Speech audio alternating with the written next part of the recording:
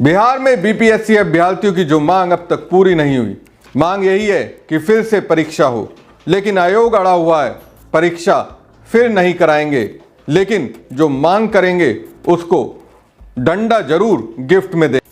लेकिन इसी वक्त एक बड़ी खबर बिहार के सियासी गलियारों से आई है। खबर यही है कि राजनीति की प्रयोगशाला बिहार में एक बड़ी सियासी परीक्षा होने वाली है।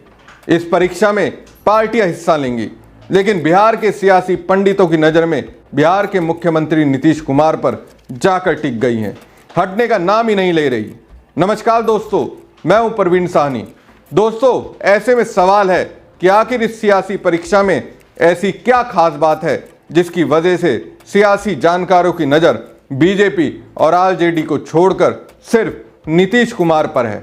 और अगर ये परीक्षा होगी तो कब होगी? क्या विधानसभा चुनाव से पहले होने वाली है? पहले ही होगी, तभी तो हम सियासत के नजरिए से इस खबर को बड़ा बता रहे हैं। दोस्तों, कुल मिलाकर डेट फिक्स हो गई है। इस सियासी परीक्षा में कौन कौन सी पार्टियां हिस्सा लेंगी उसके लिए तारीख तय हो गई है और परीक्षा के परिणाम आने की भी तारीख तय हो गई है। कुल मिलाकर इन 2 तारीखों के जरिए ये पता चल जाएगा बिहार के मुख्यमंत्री नीतीश कुमार पलटेंगे या फिर इस बार सियासी मूड में स्थिरता लाएंगे। अल्टन और पलटन का जो लेबल चस्पा है उसे हटाने की कामयाबी हासिल करेंगे। दरअसल दोस्तों, बिहार में इस साल यानी कि 2025 में होने वाले विधानसभा चुनाव से पहले एक चुनाव होना है। इस चुनाव में महागठबंधन और एनडीए के उम्मीदवार शामिल होंगे। तैयारियां शुरू हो गई हैं। ये भी तय है कौन जीत रहा है, लेकिन मूड का क्या करेंगे? सियासत में नेताओं के मूड तो बदलते रहते हैं। ऐसा नहीं है कि सिर्फ बिहार के मुख्यमंत्री नीतीश कुमार के ही मूड बदलते हैं। मूड तो एनडीए में शामिल अन्य पार्टियों के नेताओं के भी बदल सकते हैं। यानी विधानसभा चुनाव से पहले पाला बदलने का अभियान दिखेगा। महागठबंधन में तो पाला कोई बदलने वाला नहीं है। आरजेडी के सर्वे सर्वा तेजस्वी यादव का स्टैंड तो हमेशा से बीजेपी के खिलाफ रहा है। कांग्रेस ने तो पर्ण ले लिया है, जब तक बीजेपी की राजनीति को ध्वस्त नहीं करेंगे तब तक छोड़ेंगे नहीं। और भी कुछ छोटी पार्टियां महागठबंधन में शामिल है, लेकिन वो इस बार तेजस्वी के साथ ही दिखेंगे, क्योंकि बीजेपी ने उन्हें तरीके से ठगा है। दोस्तों, पाला बदलने की संभावना एनडीए में सबसे ज्यादा है, जिसमें हो सके मोदी के हनुमान चिराग पासवान की पार्टी लोजपा भी हो सकती है। अब चिराग पासवान के पास बीजेपी से दूर जाने की वजह है। वजह इसलिए क्योंकि उनके खास नेता हुलास पांडे के खिलाफ ईडी की कार्रवाई हुई है। हुलास पांडे को अगर ये कहा जाए कि वो लोजपा रामविलास के स्तंभों में से एक है तो ये गलत नहीं होगा। अब चिराग के स्तंभ को हिलाने का काम ईडी ने किया है।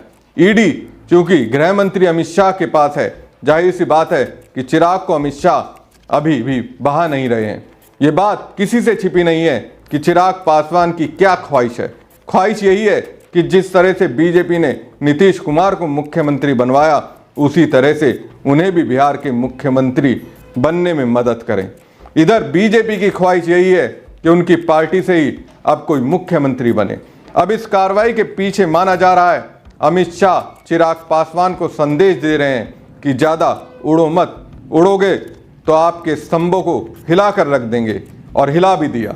एनडीए में और भी पार्टियां हैं जो एनडीए में आने के बाद से घुटन महसूस कर रही हैं। घुटन इसलिए भी क्योंकि गृह मंत्री अमित शाह ने बाबा साहब भीमराव अंबेडकर पर जो बयान दिया उसके लिए माफ़ी मांगने को तैयार नहीं है। अब एनडीए में जो पार्टियां हैं वो पीडीए समाज के दम पर बिहार में राजनीति करती हैं। उसी पीडीए में शामिल दलितों के बीच एक मैसेज तो चला गया। बीजेपी नेताओं के दिल में उनके भगवान अंबेडकर के लिए सम्मान नहीं है, तो ऐसे में कहीं ना कहीं दिलो दिमाग में एनडीए में शामिल इन पार्टियों में ये बात तो होगी। लेकिन एनडीए में शामिल इन पार्टियों में सबसे ज़्यादा जिस पार्टी पर सियासी पंडितों की नज़र है वो है नीतीश कुमार की पार्टी जेडीयू।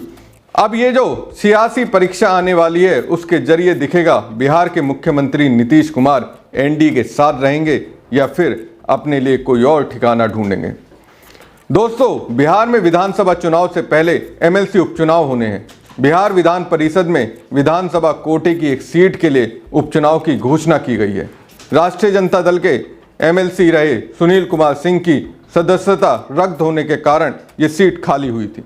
चुनाव आयोग के अनुसार एमएलसी उपचुनाव के लिए 23 जनवरी को मतदान होगा। उसी दिन वोटों की गिनती कर परिणाम जारी कर दिया जाएगा। चुनाव आयोग ने 30 दिसंबर को बताया कि एमएलसी उपचुनाव के लिए सीट के 8 जनवरी 2025 को अधिसूचना जारी की जाएगी और इसके साथ ही नामांकन शुरू होंगे। 23 जनवरी तक नामांकन पत्र दाखिल होंगे। 14 जनवरी को नामांकन पत्रों की जांच होगी। 16 जनवरी तक नामांकन वापसी की अंतिम तिथि होगी। 16 जनवरी इस दिन पहली झलक ये देखने को मिलेगी कि बिहार में एनडीए में एकता है या फिर इस एकता में दरार आ चुकी है। दोस्तों, 23 जनवरी को एमएलसी उपचुनाव के लिए मतदान सुबह 9 बजे से 4 बजे तक होगा। इसके बाद उसी दिन वोटों की गिनती कर चुनाव परिणाम जारी कर दिया जाएगा। इस सीट से जिसकी भी जीत होगी उसका कार्यकाल 28 जून 2026 तक रहेगा। बिहार विधानसभा परिषद की जिस सीट पर उपचुनाव होने हैं उस पर आरजेडी के सुनील सिंह एमएलसी थे। 26 जुलाई 2024 को उनकी सदस्यता रद्द कर दी गई थी। उन्होंने सदन में सीएम नीतीश की मिमिक्री की थी। इसके बाद उन पर सदन के अंदर असंसदीय व्यवहार का आरोप लगा था। सुनील कुमार सिंह जब एमएलसी बने थे उस वक्त आरजेडी और जेडीयू साथ साथ थे, लेकिन अब नीतीश की जेडीयू बीजेपी के पाले में आ चुकी है। इसलिए माना जा रहा है एमएलसी उपचुनाव में सत्ताधारी एनडीए की जीत तय है। इस उपचुनाव में सभी विधायक वोट देंगे।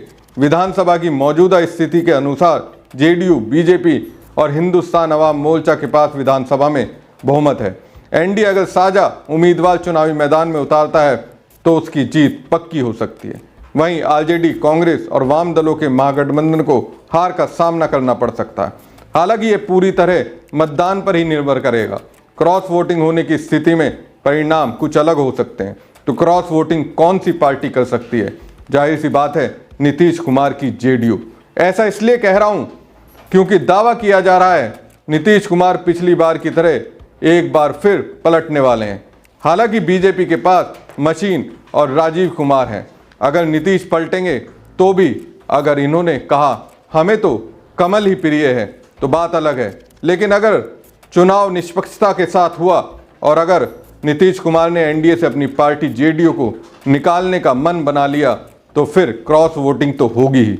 ये भी हो सकता है एनडीए में शामिल जेडीयू से ही कोई नेता बगावती रुख अख्तियार करके खड़ा हो जाए। हो सकता है उन्हें पर्दे के पीछे से नीतीश कुमार का सपोर्ट मिल जाए। इसलिए तो दोस्तों मैं कह रहा हूं एनडीए के टूटने या फिर एक रहने की तारीख फिक्स है और इसका पता 23 जनवरी को जरूर लगेगा। फिलहाल के लिए दोस्तों इतना ही। दोस्तों आपसे अपील है हमारी खबरों को लाइक करें और अगर सब्सक्राइब नहीं किया है तो सब्सक्राइब जरूर करें।